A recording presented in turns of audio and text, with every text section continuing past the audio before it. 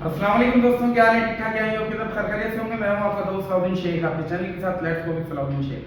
आज की जो वीडियो है भाई, ये यूके के वर्क परमिट के हवाले से अक्सर दोस्त मुझसे सवाल करते हैं जी, वर्क परमिट के हवाले से आप अपने इंट्रो में तो बताते हैं कि आप वर्क परमिट की वीडियो बनाते हैं, तो आपकी कोई वीडियो अवेलेबल नहीं है। तो मैंने हमको एक बात हमेशा से कही है, मैं सिर्फ वही वीडियोस अपलोड करता हूँ जो ऑथेंटिक होती हैं, ओरिजिनल होती हैं।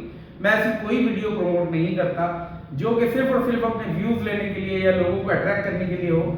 मेरा काम होता है कि आपको टू द पॉइंट बात करूं, लेकिन मेरे पास जो भी आपको मौके मिलेंगे ना भाई, उसके लिए आपका ताल्लुक स्टडीज से होना जरूरी है, यानी कि आपके पास एजुकेशन होना बहुत जरूरी है। मिनिमम एफएससी, और अगर बैचलर्स डिग्री है तो वारे नहीं आ रहे आपके। अब क्यों बता रहा हूं मैं वारे नहीं आ रहे, ये भी आपको वीडियो के एंड तक पता चल जाएगा। अच्छा, हम इस वीडियो में क्या कवर करेंगे? हम इस वीडियो में कवर करेंगे कि आपके एक्सपेंसेस कितने होने वाले हैं और कितना टाइम लगने वाला है, क्या क्या इसकी रिक्वायरमेंट होंगी, और जी क्या क्या होगा, क्या क्या आप कर सकेंगे, क्या क्या आपके राइट्स होंगे। और बाकायदा तौर पे आपको परेशान होने की जरूरत नहीं है, खासकर उन लोगों को कि या तो जिनके पैसे खा गए या जो बेचारे परेशान रहते हैं हमारे साथ स्कैम ना हो जाए। क्योंकि देखिए, जब तक आपके साथ स्कैम नहीं हो सकता, जब तक आप किसी को पैसे नहीं देते, जब पैसे लेने की बात ही नहीं है, यानी कि मैं ही करवा के दूंगा आपको तमाम चीजें, लेकिन मैंने आपसे कोई पैसे चार्ज नहीं करने अंटिल कि आपका काम ना हो जाए। तो यहाँ पर आप सिक्योर हो गए आप। तो चलें जी, आपके लिए पूरी वीडियो शुरू करते हैं। तो फर्स्ट ऑफ ऑल आपके लिए जानना जरूरी है कि अगर आपने एफएससी और बैचलर्स की मैंने बात की है, देखिए अगर आपने बैचलर्स किया हुआ है तो आपके लिए आसानी यूं है कि जो मैं आपको बता रहा हूँ, आपने प्रोग्राम कर लिया तो आपको 1 साल के बाद आपको 2 साल का वर्क परमिट 100% मिलेगा। अब आरओआई के हवाले से मैं आपसे एक सवाल करता हूँ। आरओआई क्या है? Return over investment. आपने एक पैसा लगाया कारोबार में, कैपिटल को आपने इनपुट किया, मिसाल है आपने किसी काम के अंदर 20 लाख लगाए, 25 लाख लगाए, और उसके बाद आपने उसको सोचा कि ये रिटर्न कितने टाइम में आएगा। तो इस हवाले से अब आप करते हैं वर्क परमिट के हवाले से काम, किसी एजेंट को देते हैं पैसे, वहां पर आप बाउंड हो जाते हैं। वो पैसे लेने के बाद अगर आपका वीजा नहीं लगता तो फिर वो आपको बहुत लंबा प्रोसीजर है, हम उसके अंदर नहीं जाते। लेकिन जो मेरे पास है प्रोसीजर है, वो आपका स्टूडेंट वीजा से होके गुजरता है, लेकिन आपको 100% वीजा मिलता है। अब 1 साल का मास्टर्स करते हैं यूके में, 1 साल का मास्टर्स करते हैं, या मैक्सिमम 2 साल का मास्टर्स करते हैं। वैसे ज्यादातर जो प्रोग्राम है वो 1 साल के हैं यूके में।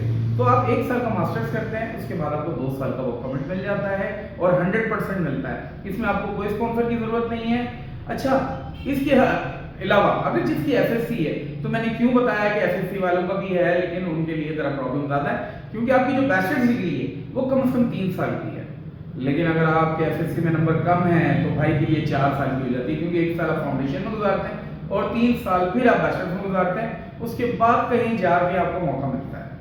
तो ये चीजें आपके सामने होने वाली हैं, जो चीजें मैंने आपको बताई। अब इसमें फीस स्ट्रक्चर क्या होगा, फीस स्ट्रक्चर के बारे में मैं आपको बताता हूँ। बहुत ही प्यारी बात, अगर आप अंडर ग्रेजुएट स्टूडेंट है, यानी कि आपने जस्ट एफएससी किया हुआ है, तो भाई आपकी 3 साल की इन्वेस्टमेंट जाएगी, यानी कि आपने 3 साल पढ़ना है, गुजारा करना है, फीसेस बेयर करनी है और काम करके कुछ भी करके अपनी डिग्री को मुकम्मल करना है, उसके बाद आपको मौका मिलना है।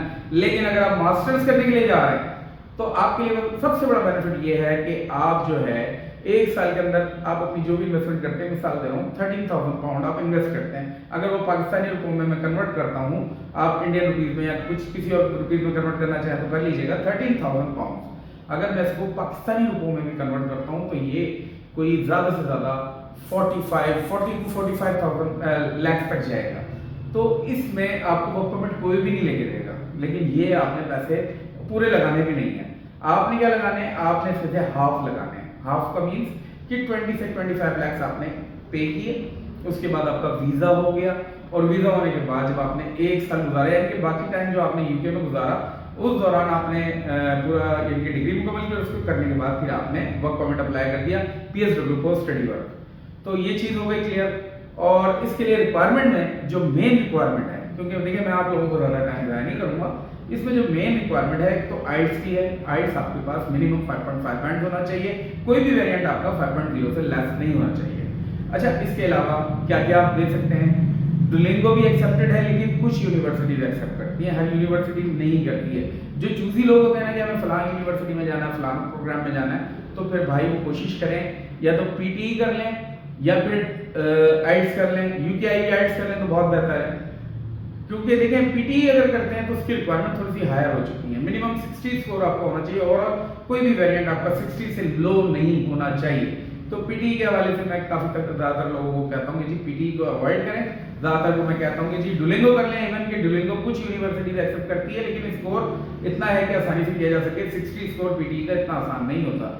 तो ये तमाम चीज़ें मैंने बता दी आपको। जनवरी का इंटेक है भाई, और पाकिस्तान के जिस तरह के हालात हैं, मैं आपको पहले कहता हूँ कि जितना जल्दी हो सके यहाँ से वाइंड अप करें, कोशिश करें अपनी स्टडीज़ के हवाले से अपना करियर बनाएं। और मेरे भाई अपने करियर